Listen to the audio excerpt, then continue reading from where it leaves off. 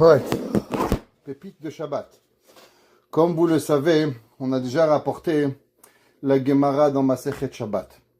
La Gemara dans Masechet Shabbat, elle dit qu'au moment où Akadosh Baruch Hu, il a voulu donner le Shabbat au peuple juif. Le Shabbat, c'est pas juste un jour de repos. Le Shabbat, c'est quelque chose d'extrêmement spirituel. La Gemara dit qu'Akadosh Baruch Hu, il a dit à Moshe Rabbeinu, Yesh li matana achat bevet genuzai.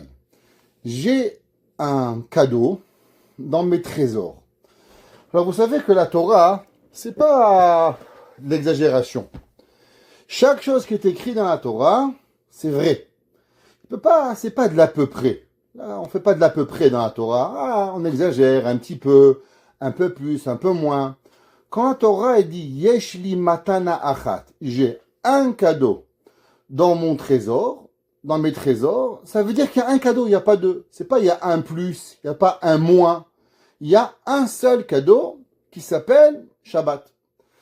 Pourtant, dans la Gemara, dans Masechet Berachot, la Gemara dans Masechet Berachot, elle a l'air de contredire ce concept.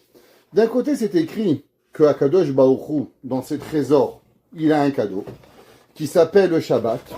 Et pourtant, la Gemara, dans Shabrachot, Daf Lamed Gimel, par page 33b, elle dit comme ça.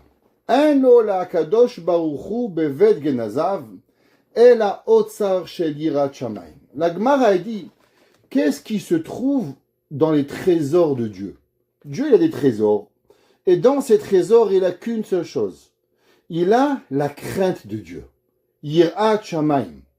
Alors, d'un côté, la Gemara, elle dit, que Akadosh Baruch Hu, il a le Shabbat dans ses trésors, et de l'autre côté, la Gemara, elle a l'air de dire que Behemet, il y a la Yirat Shamayim. Alors qu'est-ce qu'il y a dans le trésor de Dieu? Est-ce qu'il y a le Shabbat, ou il y a la Yirat Shamayim dans les trésors d'Akadosh Baruch Hu? On est obligé d'arriver à une conclusion qu'en vérité, Shabbat égale crainte de Dieu. Parce que sinon, on a une contradiction. De la même façon que l'on trouve dans le Maharsha. Le Maharsha dans Masechet Shabbat, Daf Kuf He. La Gemara a dit, quand il y a un rabbin qui meurt, il y a une levaya, on fait une eulogie. Et il y a des gens qui pleurent. La Gemara a dit, Kol hamorit demaot al adam kasher.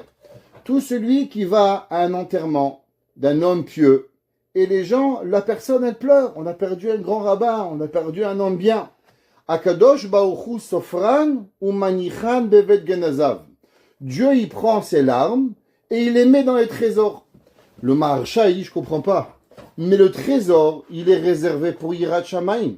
Si le trésor, il est réservé pour Yirat Shamayim, alors pourquoi Dieu, il met les larmes là-bas? Et il répond et il dit, Marshiv hademaot bichlal Yirat Shamayim. Parce qu'en vérité, un homme, il peut pas pleurer pour un homme saint s'il n'a pas la Yirat Shamayim. Ça veut dire que les larmes d'un homme qui est pieux, ça provient d'Yirat Shamayim. Donc, dans les trésors de Dieu, il ne peut y avoir que de la Yirat Shamayim. Donc, Shabbat est un synonyme de Yirat Shamayim. Et Yirat Shamayim est un synonyme de Shabbat. Ça veut dire qu'un homme, s'il veut puiser la crainte de Dieu, d'où on va puiser la crainte de Dieu? Vous savez que dans le monde, il n'y a qu'une seule chose qui nous fait être connectés avec Hachem. C'est la Yirat Shamayim. Le verset, il dit que Moshe Rabbeinu a dit au peuple juif, Kima Hachem Shoel Meimach Ki Im Leira. Qu'est-ce que Akadosh Baruch Hu il a demandé au peuple juif? C'est que de le craindre. Craindre Akadosh Baruch Hu, c'est ça le plus important. Je ne veux pas rentrer maintenant dans le débat. Qu'est-ce que ça veut dire craindre? Est-ce que craindre, c'est de la peur, ou craindre, c'est le summum de l'amour? Exemple. De quoi un enfant, il a la plus grande peur d'un enfant? Que sa maman, elle part. Que sa maman, elle abandonne. Est-ce que c'est de la peur? Non. C'est qu'il aime tellement sa maman, qu'il n'a pas envie que sa maman, elle parte. Un enfant, il est rassuré quand sa maman, elle est là. Qu'est-ce que le pire des punitions qu'une maman peut dire à un enfant? Je t'aime plus. Non, maman, s'il te plaît, aime-moi. Pourquoi? Parce que le pire qu'un enfant il peut avoir, la plus grande peur, c'est qu'il y a un manque d'amour. Pareil, la ira, ici on ne parle pas de craindre, d'avoir peur, mais on parle de crainte d'être séparé. Et comment une personne, elle peut arriver au summum de la ira? Comment on peut toucher la ira? Eh bien, c'est grâce au Shabbat. C'est pour ça que le Shabbat, il y a deux genres de personnes. Il y a des gens, à peine ils commencent Shabbat, à quelle heure il finit? T'as pas commencé encore, déjà tu penses à quelle heure on va finir. Pourquoi? Ils veulent le téléphone, ils veulent le fax, ils veulent la télévision, ils veulent la cigarette, ils veulent jouer, ils veulent sortir. Ils n'ont qu'une hâte que le Shabbat il finisse. Ceux qui aiment le Shabbat, quand on dit il finit à 4 heures, quoi à 4 heures, il ne peut pas finir à 5 heures. Ils ont envie que ça finisse plus tard. Le Rav Chaim de Brisk, il terminait le Shabbat à minuit du soir, été comme hiver. Lui, il disait, je profite du Shabbat à chaque seconde. Combien je peux faire le Shabbat, alors je profite du Shabbat pour pouvoir y arriver. La base d'un homme, elle est crainte de Dieu. Il y a une Gemara que j'aimerais partager avec vous. La Gemara dans Masechet Shabbat, Lamed Aleph. Vous savez, nous on pense et on croit dur comme fer. C'est pas on pense, on est sûr. On a la certitude, comme maintenant il fait froid dehors, aussi bien que maintenant il fait nuit et que demain matin il fera jour. Si je vous pose une question, est-ce que vous doutez, est-ce que demain il va faire jour? Non, c'est certain. Akadosh Baruch Hu a décidé, Yom Balayla, le jour et la nuit. Il n'y a aucun doute dans ma tête que demain il va faire jour. Et demain soir il fera nuit. Ça ne va pas changer. Pareil, après 120 ans, on monte chez Dieu. On est aussi sûr de ça.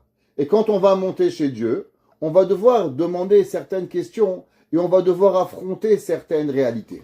La Gemara a dit qu'au moment où la personne, il va monter chez Dieu, qu'est-ce que vous pensez? Dieu va vous demander, ça va? C'était bon le sushi? C'était bon la pizza? C'était bien les vacances? Je suis désolé. C'est pas ça qu'on va vous demander.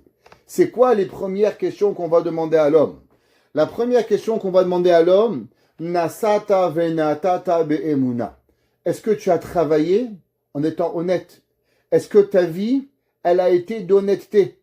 Ou bien ta vie, elle a été de truquer le monde, de dire blanc quand c'est noir, de mentir aux gens, de faire croire aux gens? La majorité des gens, ils vont vous dire, mais moi, je fais ça pour le bien, je fais ça pour le shalom, je fais ça pour ci, je fais pour nourrir ma famille. Mais la vérité, ils ne sont pas des gens qu'on peut faire confiance. C'est pour ça que la première question qu'on demande à l'homme, Nasata venatata be'emuna, est-ce que tu as été une personne que oui c'est oui, non c'est non, peut-être c'est peut-être, la réalité. Emet, emuna, c'est ça que ça veut dire. Nasata venatata be'emuna. Deuxième question. La Gemara a dit, Kavata etim la Torah. Est-ce que tu as pris des moments dans ta vie pour étudier? Qu'est-ce que ça veut dire? C'est pas quand tu as le temps. Vous savez, manger, vous mangez tous les jours. Vous ne dites pas, non, j'ai pas le temps de manger. Respirer, vous ne dites pas, je respire quand je veux, quand je peux. Vous respirez tous les jours, toutes les minutes, toutes les secondes de votre vie, vous respirez. La Torah, c'est quelque chose qui doit être fixe. Kavata etim. Mercredi shiur, jeudi shiur, mardi shiur, lundi shiur, dimanche shiur. Kavata etim. Une personne doit avoir un moment fixe d'étude de la Torah pour pouvoir arriver. Quatrième question. Asakta abe piria verivia. Est-ce que tu as essayé d'avoir des enfants? La Torah demande une mitzvah à l'homme d'avoir des enfants. Que ce soit un homme ou une femme. Un homme, il a une obligation. Une femme, elle n'a pas d'obligation, mais on doit essayer. On doit essayer d'en avoir. On doit se marier. Si l'homme, il veut pas, l'homme, il peut pas. J'ai pas dit qu'on doit avoir, parce que dépend pas toujours de nous. On a une femme, on a un mari. Mais est-ce que tu as essayé? Est-ce que tu as pensé à ça? Est-ce que ça t'a frappé le cerveau? Quatrième question. Si Pita le Yeshua, est-ce que tu as attendu le Mashiach? Est-ce que dans ta vie, Mashiach, c'était un concept? C'est comme à des gens, j'aimerais bien visiter l'Himalaya, j'aimerais bien Mashiach. C'est le Népal, vous ne savez même pas où dans une carte. Pareil, Mashiach. Ou bien non, Tzipita le Yeshua. Tzipita le Yeshua, ça veut dire une personne, elle attend quelque chose. Comme quelqu'un que votre enfant, il a pris la voiture après un mariage. Vous ne savez pas quand il va rentrer. Vous êtes inquiet.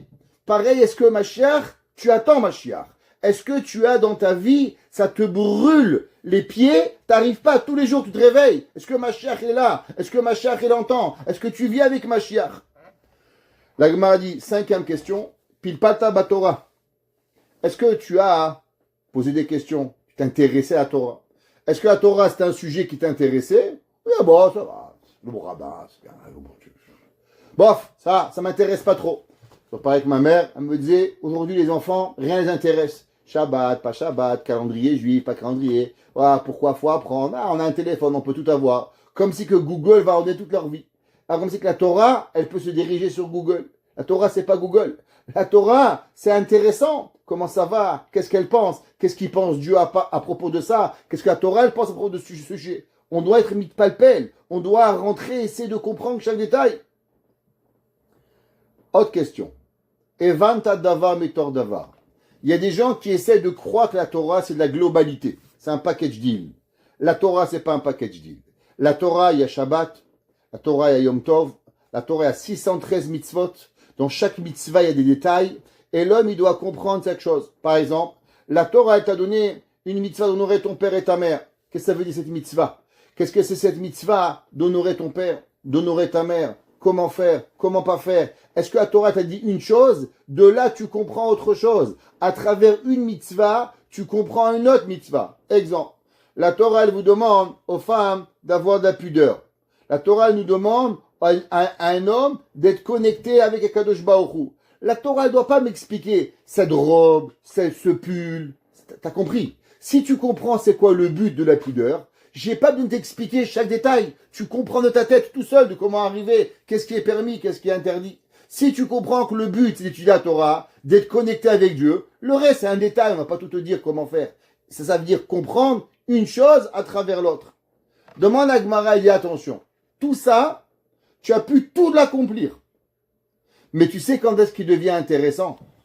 Afilouach, il dit la Gemara, Iyirat Hashem yotzaro. Si tu as eu la crainte de Dieu, oui, ça veut dire que tu as pu étudier, tu as pu être honnête, tu as pu comprendre, tu as pu être mitpalpel, tu as pu avoir des enfants, tu as checké la liste, tout, oui. Mais il y a une chose que tu n'as pas eu, crainte de Dieu. La Gemara a dit, si tu n'as pas la crainte de Dieu, l'eau, rien, c'est pas intéressant. Ça veut dire que tu peux faire toute ta vie. Le gars, il peut aller à Shacharit, Mincha, Ma'ariv, mais il craint pas Dieu. La Torah a dit, ça n'intéresse pas le bon Dieu. Le bon Dieu, il n'est pas intéressé de ce que tu fais. Pourquoi? À cause que malheureusement, tu n'as pas Yirat Shamayim. Donc on voit que la Yirat Shamayim, c'est quelque chose d'extraordinaire. Sans elle, malheureusement, on peut tout rater, tout le bateau. C'est comme une personne. Il arrive à l'aéroport, il a son cartable, il a son lunch, il a tout préparé. Mais il a oublié une seule chose, le passeport. Le douanier va dire, monsieur, t'as tout ce qu'il faut. T'as le billet d'avion, t'as pris le maillot pour aller à la piscine, t'as pris la serviette, t'as pris une aide de soleil. Mais t'as oublié le passeport. Tu peux pas rentrer dans l'avion. Pareil. L'homme, il doit savoir. Vous savez qu'est-ce qui nous fait marcher le moteur? Le moteur du juif, c'est Yirat Shamayim. Ça veut dire énorme. Mais maintenant, d'où est-ce qu'on puise le secret de la crainte de Dieu? Eh bien, le secret de la Yirat Shamayim, il vient le jour du Shabbat.